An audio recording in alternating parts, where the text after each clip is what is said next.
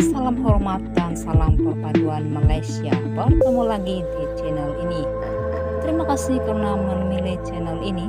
Jangan lupa like and share dan tekan subscribe serta tombol lonceng untuk mendapatkan info terkini hanya di Sian Channel.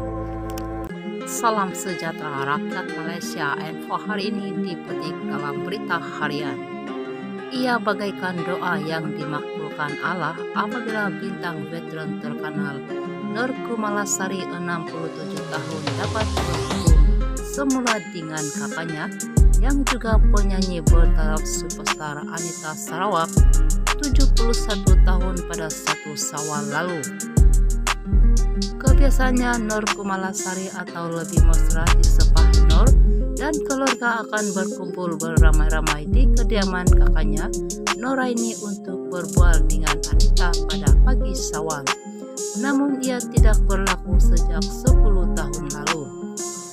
Menganggap Syawal tahun ini paling bermakna apabila menerima panggilan Anita atau lebih dikenali sebagai Kak Nita dari Las Vegas. Hanya perkataan syukur dapat diungkapkan oleh bekas model, penyanyi dan pelakon populer era 70-an dan 80-an itu. Sambil ketawa di hujung talian penerima trofi anugerah pencapaian sepanjang hayat anugerah bintang populer ke-31 itu berkongsi kegembiraan dengan berita harian.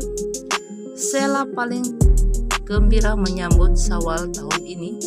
Manakan tidak panggilan yang dinantikan bertahun-tahun tentulah daripada Kak Nita. Kami akrab dan membesar bersama sejak kecil, jadi ikatan kekeluargaan tetap utuh biarpun arwah ibu bapa sudah tiada lagi. Memang saya sangat merindui Kak Nita. Inilah berkat bulan Syawal yang mulia apabila doa dimakbulkan Allah. Alhamdulillah dapat juga saya berbual dengan Kak Nita, bergelak ketawa usik mengusik dan berkongsi berbagai cerita setengah jam katanya kepada berita online.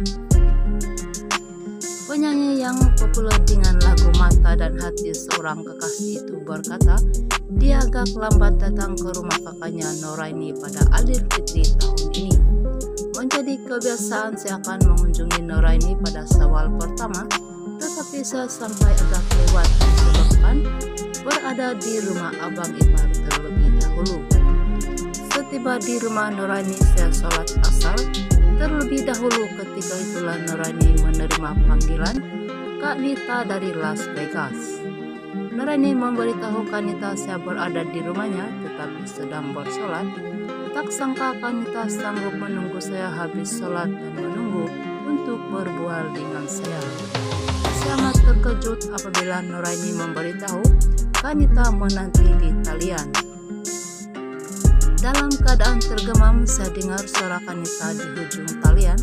Suara Kak Nita sedikit berbeza, tapi itulah suara yang amat saya rindui katanya.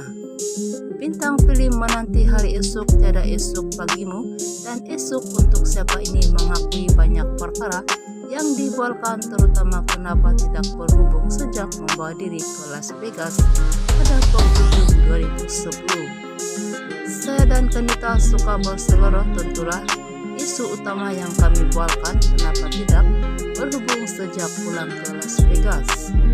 Kak Nita beritahu saya menghubungi saya untuk mengucapkan selamat hari ulang tahun seperti kebiasaannya, tapi saya tidak menjawab panggilan.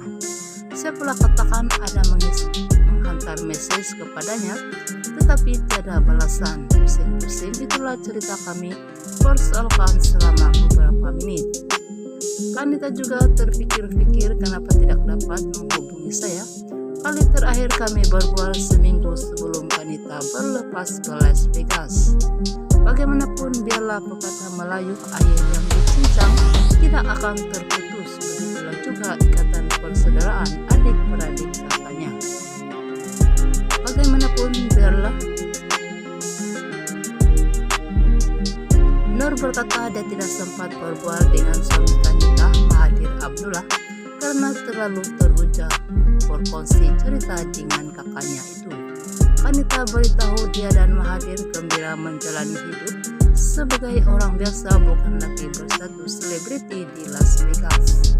Kanita sempat mengusik saya adakah masih suka berjubah hitam seperti kebiasaannya. Sudah tentu saya masih kekal dengan penampilan wanita muslimah, cuma tidaklah berjubah hitam sedikit modern. Namun Kanita berkongsi dia belum bertudung dan penampilan tetap sama, cuma badannya agak berisi katanya. Tambah Nur, Kanita ada berkongsi kehidupannya tidak sesibuk ketika bergelar selebriti. Pada usia 71 tahun, Kanita merasakan kehidupannya kini lebih tenang dan rileks tanpa terikat dengan tuntutan kerja. Ia juga membuatkan berat badannya naik. Kanita kini semakin selesa menjalani kehidupan seperti orang biasa katanya.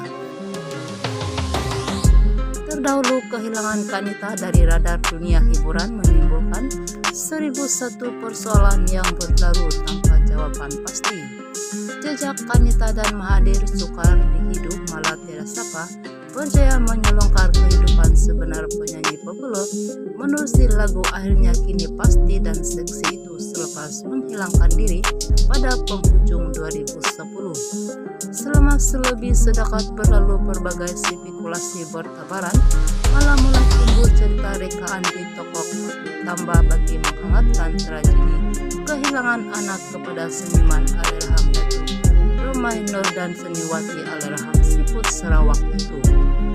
Memegang utuh nilai persahabatan selama lebih 30 tahun,